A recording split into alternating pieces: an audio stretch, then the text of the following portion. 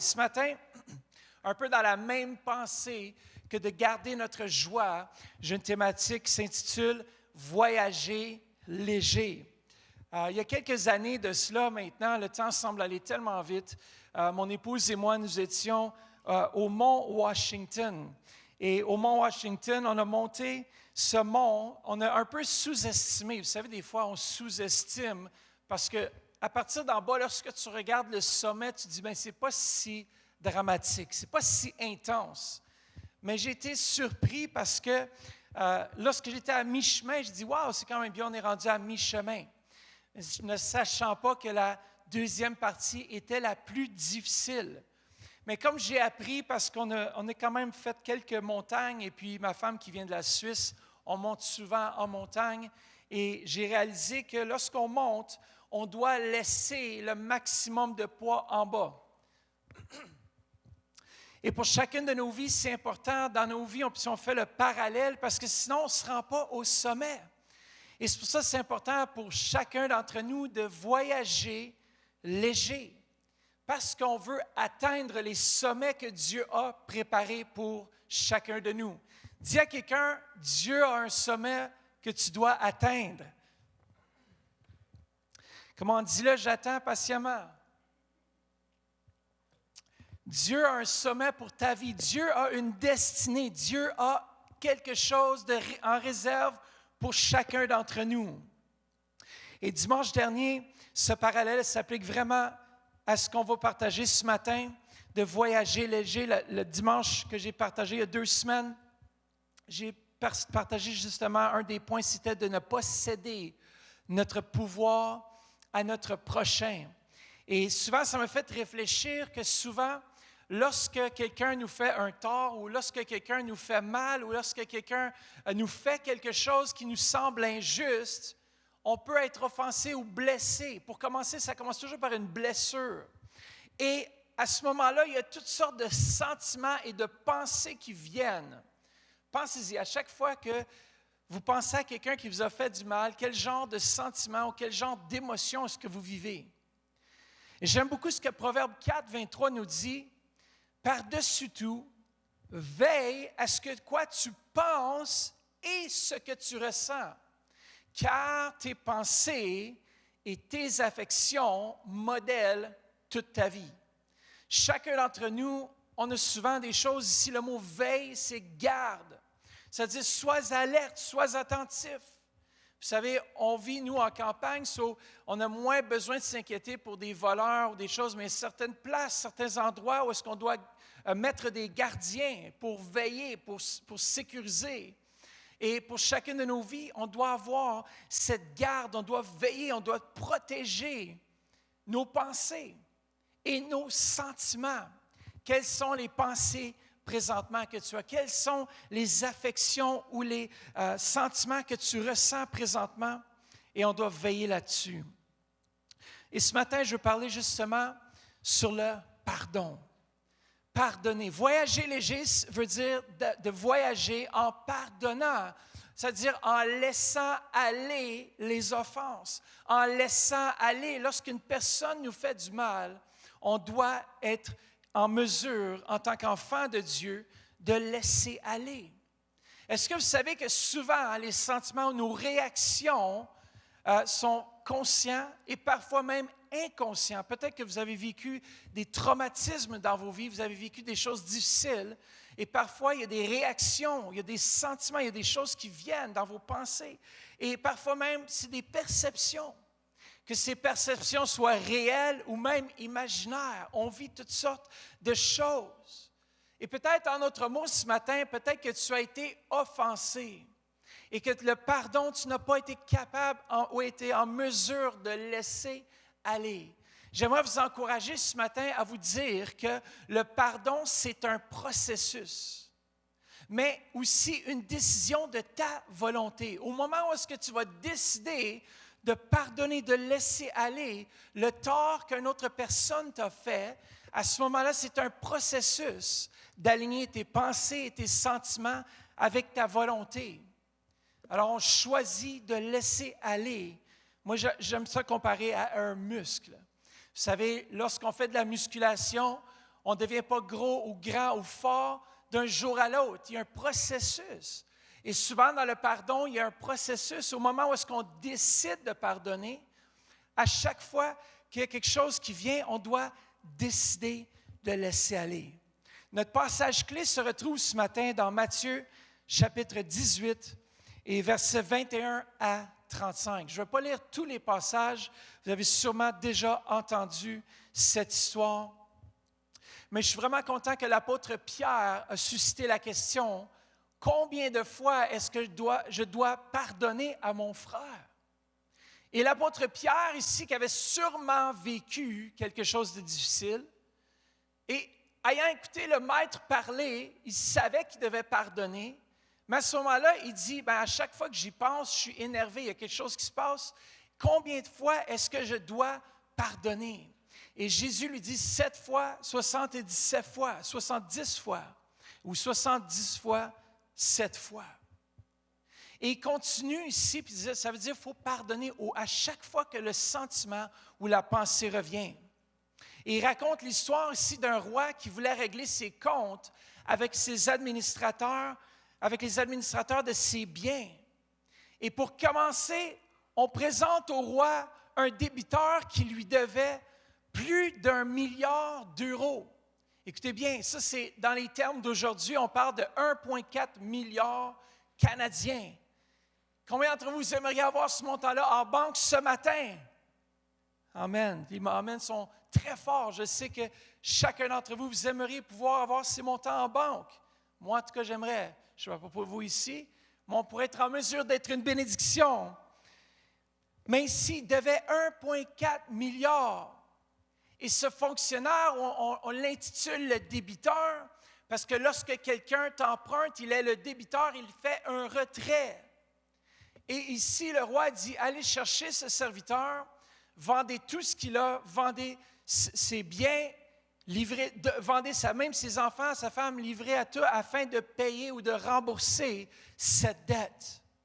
Et ce débiteur se présente devant le roi et dit, non, s'il vous plaît, aie pitié de moi, aie pitié de ma femme, de ma famille. Je vais faire en mesure de tout remettre ce que je te dois. Alors le roi accepte de pardonner cette grande dette. Et vous savez, ça me fait penser que chacun d'entre nous, Jésus nous a pardonné grandement. Jésus a pardonné vos offenses et vos péchés à la croix. Même avant que vous les commettiez, Jésus vous a pardonné d'une si grande dette. Et on voit que ce même débiteur sort de la présence du roi, rencontre un homme, écoutez bien comment est-ce qu'il lui doit, à peine 147 $ canadiens, une centaine ou un peu plus peut-être, une centaine d'euros. Et il prend par la gorge, il dit, tu vas payer tout jusqu'à la dernière scène. Et à ce moment-là, qu'est-ce qui arrive? C'est qu'on sait que le roi prend ce mauvais serviteur, et on va lire à partir du verset 32. Et là, le roi a entendu parler de l'histoire, fut frustré. Au verset 32, alors celui-ci fait convoquer immédiatement le fonctionnaire qui a agi de la sorte. Il lui dit, espèce de vaurien, lui dit-il, tout ce que tu me devais, je t'en ai fait cadeau parce que tu m'en avais supplié. Verset 33, ne devais-tu pas, toi aussi, avoir pitié de ton collègue, comme j'en ai eu moi-même pitié de toi? Et dans sa colère, son maître le livre au bourreau pour qu'il le mette en prison jusqu'à ce qu'il ait remboursé toute sa dette.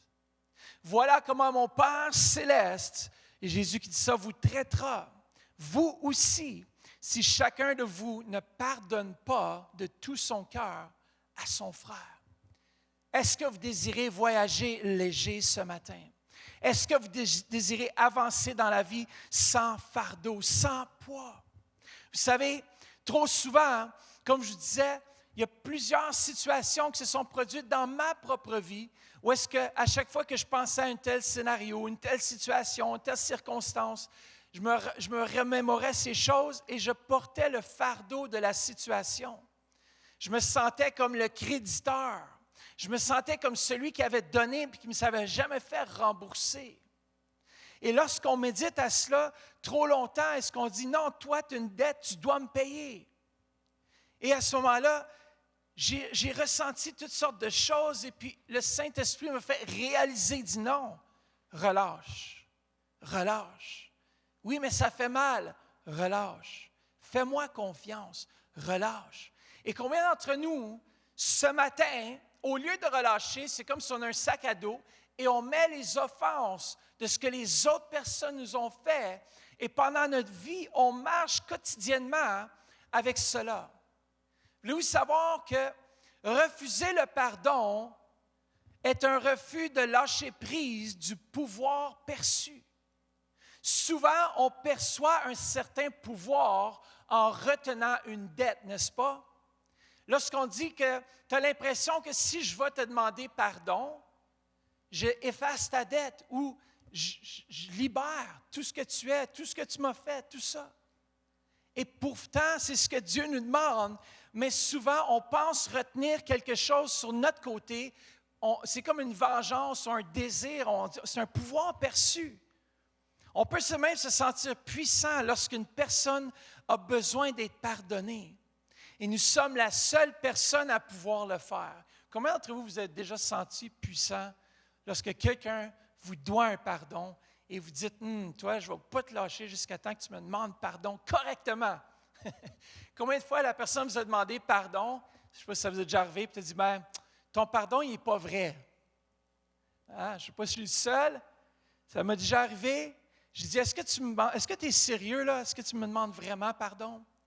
Et puis parfois, on se dit, je veux encore retenir quelque chose parce qu'il y a un certain pouvoir. Et vous savez, c'est juste une perception. Parce que retenir quelque chose nous fait plus de douleur à nous qu'à l'autre personne. Parce que l'autre personne, peut-être que ce n'était même pas sa volonté de vous faire du mal. Mais vous l'avez perçu comme étant quelque chose de néfaste et de mauvais et vous retenez cette dette. Le pardon non plus, ce n'est pas laisser l'infraction se reproduire. Et ça, c'est important. Hein? Encore et encore, parfois, on laisse les choses se reproduire. On peut avoir vécu une situation, on n'a pas besoin de laisser la personne continuellement nous faire de la douleur. On peut se retirer de certaines relations. Oublier ou lâcher prise de quelque chose ne signifie pas non plus nier la réalité ou ignorer les infractions répétées. Est-ce que vous savez que dans la vie, il y a certaines personnes qui ne vont jamais changer? Est-ce que vous savez qu'il y a des gens qui vous ont fait du mal et pour eux, ils ne vous ont pas fait du mal et ils ne vont jamais vous laisser aller pour ça? Mais nous, en tant qu'enfants de Dieu, on a un droit, on a cette obligation, selon la parole de Dieu, de pardonner, de relâcher. Même si vous êtes le créditeur, on n'aime pas que les gens nous doivent quelque chose qui est non remboursé. Amen. Même lorsqu'on parle monétaire, imagine-toi, tu prêtes à ton ami un certain montant d'argent, il ne te rembourse pas. Il y a quelque chose dans notre cœur. Moi, je me rappelle, j'ai embarqué dans des choses dans le passé, dans des soi-disant très, très bonnes affaires de business, et puis j'ai investi des grandes sommes d'argent. Et tout à coup, la personne, je ne la revois plus, j'entends plus parler d'elle. Je suis comme, « Hey, qu'est-ce que tu fais? » Et à un moment donné, la personne a juste disparu, puis elle a dit, « Oh, oui, inquiète-toi pas, les choses vont arriver telles que je les ai prédits. Les choses, jusqu'à ce jour, 10 ans plus tard, ne se sont jamais produites. » Qu'est-ce que ça fait à l'intérieur de toi? Tu dis, « Toi, tu me dois une dette. » Et à un moment donné, dans ma vie chrétienne, j'ai dû dire, dans mon cœur, et verbaliser avec mon épouse, qu'on laisse aller. Parce que si j'avais retenu cette dette envers une personne et j'avais gardé, encore aujourd'hui, je suis en train de voyager avec un fardeau, avec un poids. Et j'ai décidé, même si c'est injuste, Dieu, c'est ma justice. Alors Dieu ne va jamais oublier ceux qui t'ont maltraité, mais on doit le remettre entre ses mains ce matin. Alors, c'est quoi le pardon? Comme j'ai mentionné, la première chose, c'est que le pardon est un processus. Dis à quelqu'un, le pardon, c'est un processus. C'est un processus. Certaines personnes pensent que le pardon, c'est dire « je te demande pardon ». Mais vous savez quoi? C'est un très bon début. Si la personne te demande pardon, alors on relâche, on dit « OK, je te pardonne ». Est-ce que ça veut dire qu'une fois que tu as relâché, tu n'auras plus jamais de sentiments négatifs? Non. Pourquoi? Parce que c'est un processus. Et voilà pourquoi Pierre demande à Jésus, combien de fois est-ce que je dois pardonner mon frère? Ça veut dire que Pierre avait été offensé ou offusqué avec quelqu'un, il lui avait demandé pardon, mais il y avait encore des ressentiments, il y avait encore quelque chose qui remontait, et Jésus lui dit, tu dois le faire à chaque fois dans le fond que tu y penses. Tu dois, de ta propre volonté, malgré ce que tu ressens, dire, je te relâche. C'est un processus. Alors, à chaque fois, peut-être que tu en veux à tes parents, tu en veux peut-être à un ami, un collègue, tu en veux à quelqu'un. Je crois vraiment que c'est important de comprendre que de pardonner, ce n'est pas simplement de dire « je te pardonne » ou « je te demande pardon », mais c'est de relâcher quotidiennement. Ta femme te fait du mal, relâche. Parlez-en, c'est important parce que certains couples qui ne s'en parlent jamais. C'est important quand quelqu'un te fait de la douleur, que tu puisses verbaliser, tu puisses essayer de comprendre, mais après, c'est de relâcher, parce qu'on ne va jamais tout saisir parfois ce qu'on doit faire pour complètement comprendre le scénario. Ça fait partie d'un processus. C'est un processus. Le pardon est un processus et non un événement. Il y a souvent des gens qui disent « Oui, viens me demander pardon. » Je ne sais pas si ça a déjà arrivé, tu dis ta femme ou ton mari te dit « Écoute, là, excuse-toi, là. Tu m'as fait du mal, là. » Tu es comme « OK, excuse-moi, là, je te demande pardon. » Et bien, tu sais, c'est un processus. Tu dis « Hey, là, ça, c'était pas vrai, là. C'était pas réel, là, qu'est-ce que tu as dit, là. J'ai l'impression, je perçois que... » Et combien de fois on peut rester dans ce tourment, mais ce n'est pas un simple événement. Ça peut prendre un temps. Savez-vous pourquoi? Pour résoudre les problèmes ou les cicatrices émotionnelles avant qu'on puisse vraiment relâcher complètement. Mais une fois que tu le déclares de ta bouche, je te pardonne. Jésus t'a pardonné. Mais qu'est-ce qui arrive, c'est que souvent, il y a des sentiments rattachés avec l'événement. Et lorsqu'on revit l'événement dans nos pensées, on dit « Ah, il me fait ça. » Pensez à Joseph. Joseph a vécu tout un processus de pardon envers ses frères. Joseph a traversé un long processus de pardon. Imaginez-vous, lorsqu'il a été déjà vendu en esclavage par ses frères, déjà là, moi je serais comme vous autres, vous allez voir un jour, ça va aller mal pour vous. Imagine-toi te faire trahir par ceux qui devraient être les plus proches de toi. Joseph s'est fait trahir par ses propres frères. Je crois que la plus grande trahison de l'homme, c'est lorsque ta propre famille de sang te dit « on ne veut plus rien à faire avec toi ». Il a vécu une trahison, une douleur intense, séparé de son père qu'il aimait tant. Oui, il était même favorisé par son père. Et là, on le sort de ce favoritisme. On dit, toi, tu n'auras plus de faveur, on te vend comme un esclave. Alors, à ce moment-là, Joseph a eu beaucoup de temps, disons, à réfléchir et à méditer.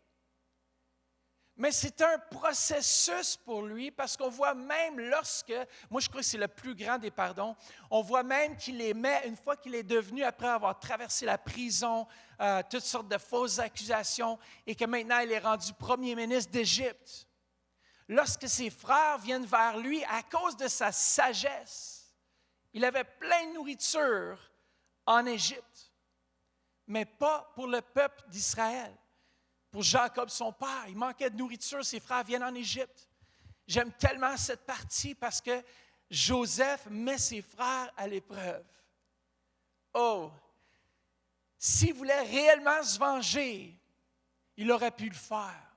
Mais je crois que son cœur avait été travaillé pour laisser aller.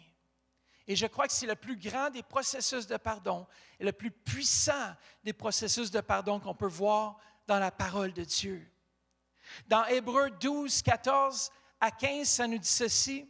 « Recherchez la paix avec tous et la sanctification sans laquelle personne ne verra le Seigneur.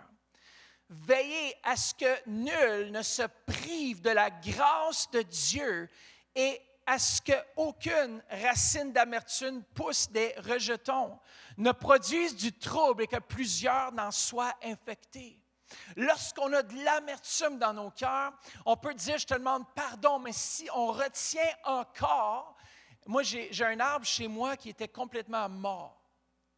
On l'a coupé, on l'a abattu, on l'a descendu, on a fait du bois de chauffage avec. Et si tu peux mettre juste l'autre image, c'est vraiment mon arbre du verset, s'il vous plaît, juste le mettre prochain. Et c'est vraiment un arbre, on voit qu'on a coupé l'arbre et que c'est un processus. Mais il a repoussé parce que quoi? Parce que les racines n'étaient pas tout à fait mortes. Et c'est ce qui arrive lorsqu'on a dit de nos lèvres, je te demande pardon, mais que dans nos cœurs, on retient encore une dette. C'est qu'on ne relâche pas complètement et c'est les racines qui portent d'autres choses. On doit demander l'aide à Dieu Saint-Esprit de laisser aller l'offense, c'est difficile parfois, mais on doit le faire. Amen. Est-ce que vous êtes là avec moi? Parce que je vais vous dire quelque chose ce matin, c'est que les gens qui font mal aux autres.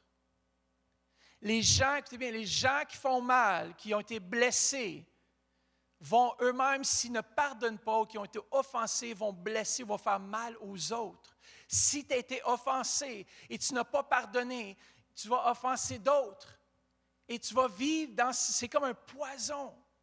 Et le Seigneur nous demande de laisser aller complètement, mais c'est un processus. Dis à quelqu'un, c'est un processus. Pour voyager léger, deuxièmement, il faut savoir que Dieu est notre justice. Dieu est ta justice ce matin.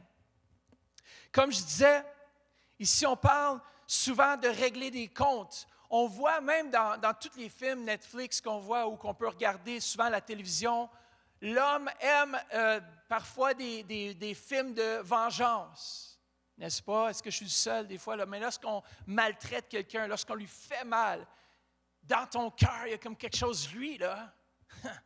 Mais j'espère qu'il se fasse pogner, n'est-ce pas? C'est comme ça qu'on réagit, c'est normal. On veut la justice. Dieu nous a créés à son image pour désirer les choses qui sont justes. Et lorsqu'on voit une injustice, on veut nous le prendre entre nos mains et se venger. Mais lorsqu'on prend les choses entre nos mains, on ne permet pas à Dieu de les prendre dans ses mains. Lorsque tu dis, je vais prendre ma justice ou ma vengeance par moi-même, c'est que tu ne fais pas confiance, dans le fond, à Dieu et tu ne le laisses pas être Dieu et être ta justice dans tes circonstances. Combien de fois est-ce qu'on doit juste le remettre entre les mains de Dieu? Tu ne comprends pas, c'est injuste, mais Seigneur, je le remets entre tes mains. Et toi, tu comprends et tu connais toutes choses. Regardez, j'aime bien dans Matthieu 6,12, le passage clé. Matthieu 6,12, c'est un autre passage clé sur le pardon. Il dit, pardonne-nous nos offenses. Ici, le mot offense, c'est ophelema. Et le mot offense veut dire ce qui est dû. On parle en autre mot d'une dette. Souvent, lorsque, ici, Jésus nous dit, il dit, pardonne-nous nos dettes, comme nous aussi, nous pardonnons à ceux qui ont fait un emprunt ou qui ont été débiteurs dans nos vies, qui ont pris cette dette. Il y a une dette, il y a quelque chose, on doit être remboursé. Mais Dieu est notre justice. Amen. Est-ce que vous êtes là avec moi ce matin à la maison? Yes, je vois vos cœurs ce matin. Vous pouvez envoyer des cœurs, des likes. Amen. Dis, je pardonne, même si c'est difficile. Dis à quelqu'un, je pardonne, même si c'est difficile. Pourquoi? Parce que je veux voyager léger. Je veux vous rassurer, par exemple, lorsqu'on pardonne, le pardon ne permet pas aux coupables de s'en tirer. Les autres doivent être tenus responsables de leurs actions ou de leur manque d'action. Mais pardonner, même quand l'autre personne ne reçoit pas, permet à la justice de Dieu d'opérer pour toi. Vous savez, oui, la personne qui t'a fait de la douleur ou du mal doit rembourser une dette. Mais ici, on voit dans notre histoire clé que l'homme ne pouvait pas rembourser la dette. Il n'avait pas du nécessaire pour rembourser. Et souvent, on attend d'être payé par quelqu'un qui ne pourra jamais nous rembourser complètement. La personne qui t'a fait du mal, possiblement qu'elle ne pourra jamais te rembourser cette dette. Pourquoi? Parce que c'est ça. Lorsque une personne te fait de la douleur, ça fait mal. Le pardon, dans le fond, c'est de redonner à Dieu le droit de rendre justice. Amen. Lorsqu'on donne à Dieu, Dieu a des plus grandes mains. Il peut rejoindre encore plus loin. Et Dieu va te rendre justice. Troisièmement, le pardon nous libère de notre prison. Est-ce que ce matin, peut-être que vous êtes là et vous êtes prisonnier d'une certaine situation, d'un certain scénario, de quelque chose qui s'est produit dans votre vie. Et aujourd'hui même, vous ne pouvez pas dire que vous êtes libre parce que vous retenez les choses qu'on vous a faites du passé. Peut-être c'est quelque chose qui s'est produit il y a une semaine. Peut-être c'est quelque chose qui s'est produit il y a quelques mois. Mais est-ce que vous savez quoi? Il y a plusieurs personnes qui retiennent une dette comme ce débiteur. Il retient une dette envers quelqu'un. Et il se retrouve lui-même emprisonné. Et dans Matthieu 18, 25, dans la colère du maître, il le livre au bourreau, à des travails forcés. Ce n'était pas quelque chose de bien. Et moi, je crois vraiment qu'ici, la pensée de Jésus, on voit toutes sortes de maladies qui sont liées au non-pardon. Est-ce que toutes les maladies viennent à cause du non-pardon? Peut-être pas. Mais souvent, les maladies, apparemment que l'arthrite, l'arthrose, ces choses-là, ça ne veut pas dire que si vous avez l'arthrite ou l'arthrose, que vous n'avez pas pardonné. Mais souvent, il y a certaines maladies, il y a certaines déformations, il y a certaines choses qui viennent à cause qu'on n'a pas pardonné. Ici, ça nous dit qu'il a été livré au bourreau et vous êtes livré à des tourments dans votre propre vie. Pourquoi? Parce que vous êtes comme des prisonniers. Mais le pardon nous libère de notre prison et bloque la main de l'ennemi sur nos vies. Trop souvent, on se fait voler des choses dans nos vies. Pourquoi? Parce qu'on a un manque de pardon et on voyage avec ce poids au lieu de couper avec le passé, couper les offenses, couper les choses qui nous ont fait mal. Je ne vous dis pas que c'est facile. Il y en a qui ont vécu pendant des années une forme d'abus ou une forme peut-être maltraitée par ton père ou ta mère, ou vous avez vécu quelque chose d'atroce, de difficile à oublier. Vous n'allez pas nécessairement oublier tout ça, mais à chaque fois que vous avez ce ressentiment, cette douleur, il faut qu'on puisse apprendre ensemble par la grâce de Dieu et la puissance de son Saint-Esprit à relâcher. Comme Jésus dit à Pierre, 70 fois, 7 fois, on ne continue pas à pardonner. Je pardonne. Oui, tu t'en vas sur la route, tu penses, ça me fait mal, je relâche. Tu travailles un jour, tout à coup la pensée vient, tu te rappelles que si ta femme t'a fait, je relâche. Je relâche, Seigneur, je relâche. Aujourd'hui, il y a des gens ici qui nous écoutent présentement, qui disent qu'ils ont des choses à relâcher, parce que ça fait des années que vous êtes dans une prison. Relâchons afin d'être libérés. Ceux qui ne relâchent pas sont comme contaminés de quelque chose qui se dégage dans leur vie et ils se demandent pourquoi que les situations autour d'eux ne vont pas bien, parce ils dégagent, on dit, afin qu'il n'y ait pas des rejetons qui poussent et que plusieurs soient infectés. Il y a une infection, c'est purulent. Quelqu'un qui ne pardonne pas est prisonnier, livré au bourreau, livré à des tourments et il est purulent. Ça veut dire qu'il dégage quelque chose qui n'est pas bon. Et ça peut infecter plusieurs. Plusieurs sont infectés lorsqu'on ne pardonne pas. Ça peut nuire à tes relations dans ta famille, dans des relations en dehors de ta famille, à ton travail. Ça va juste nuire ta vie. Relâchons. Demandons à Dieu de rembourser nos dettes. Quatrièmement, Dieu seul, d'ailleurs, pour rembourser la dette. Comme on dit dans notre passage clé, Matthieu 18, 25, nous dit, il n'avait pas de quoi payer. Ceci ne nous dit pas qu'il ne voulait pas, mais qu'il ne pouvait pas.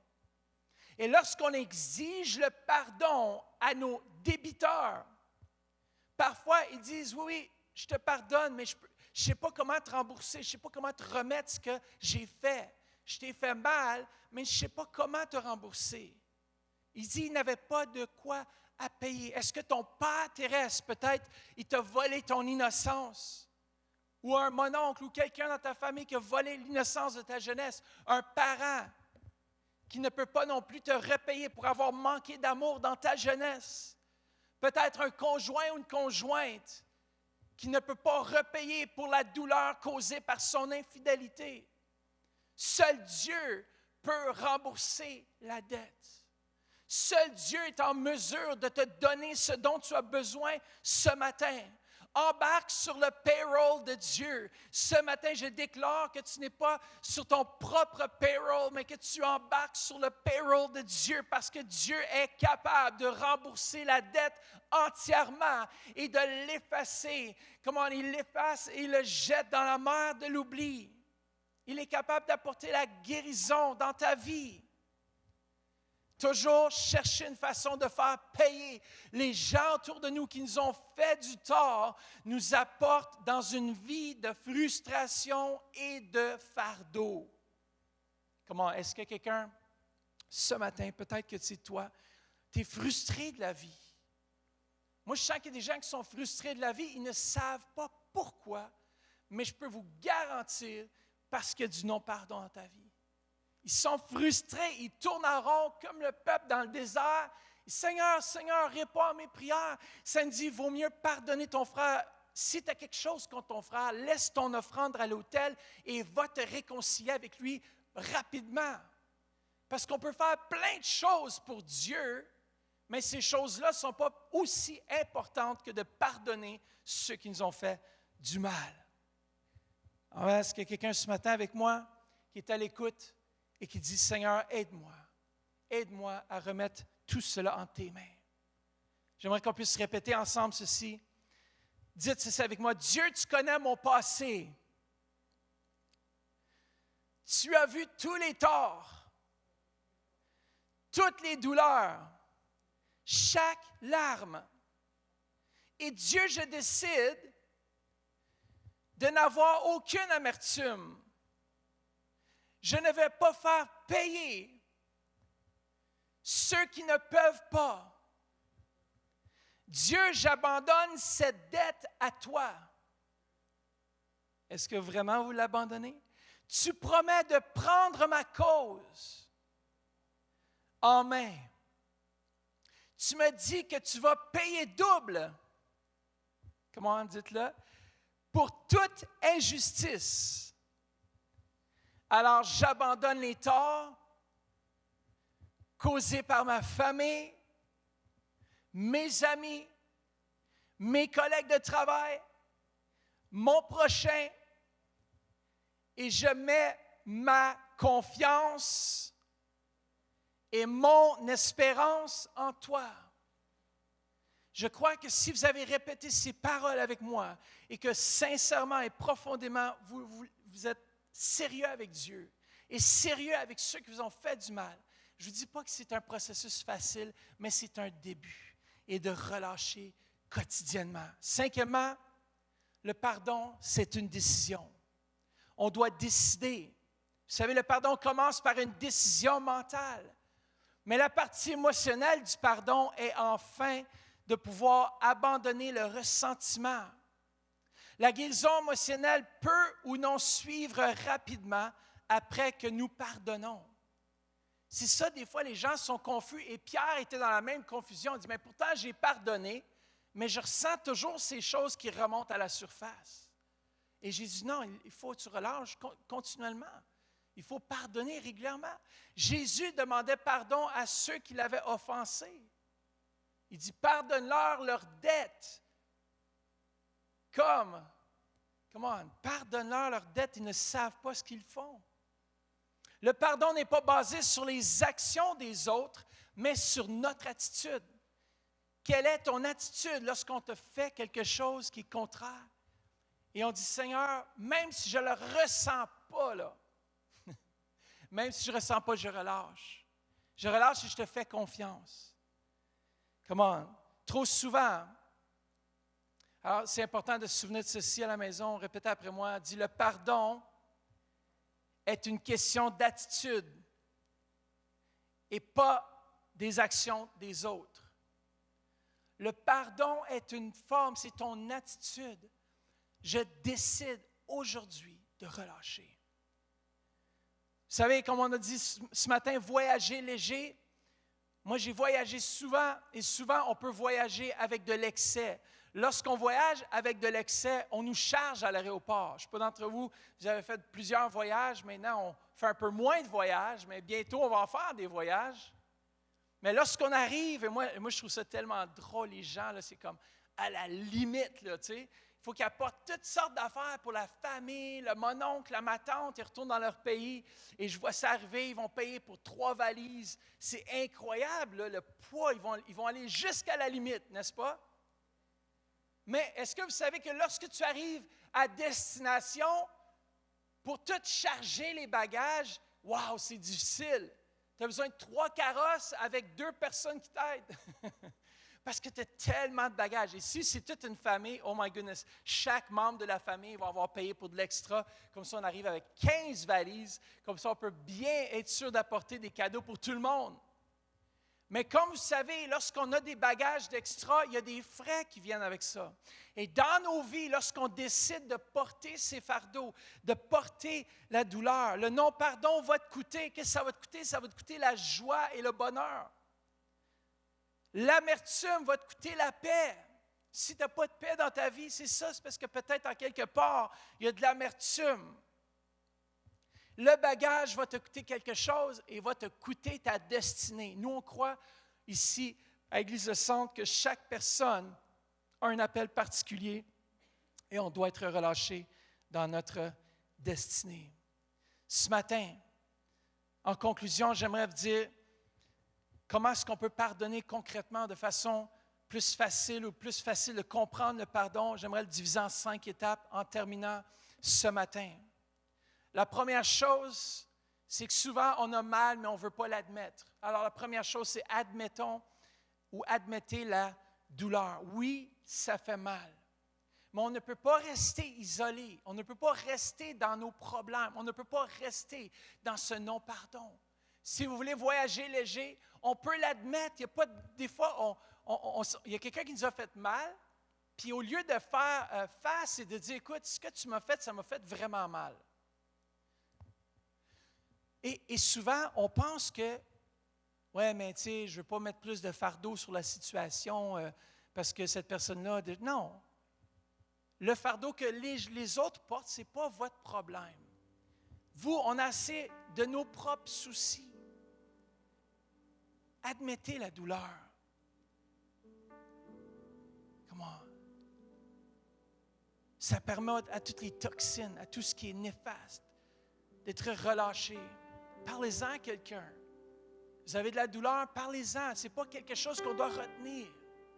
Admettez qu'il y a une douleur. Deuxièmement, il est important pour nous un peu de définir qui est responsable de quoi. Lorsqu'une infraction a été commise, nous devons souvent définir clairement et soigneusement les responsabilités dans un incident particulier et d'établir des limites, de comprendre ce qui s'est produit. C'est important afin qu'on puisse relâcher. Alors ce matin, peut-être que tu as de la misère à comprendre, puis des fois on doit relâcher, des fois même sans nécessairement 100% comprendre le pourquoi. Mais si tu arrives à saisir le pourquoi, je t'encourage à le faire ou qui est responsable de quoi.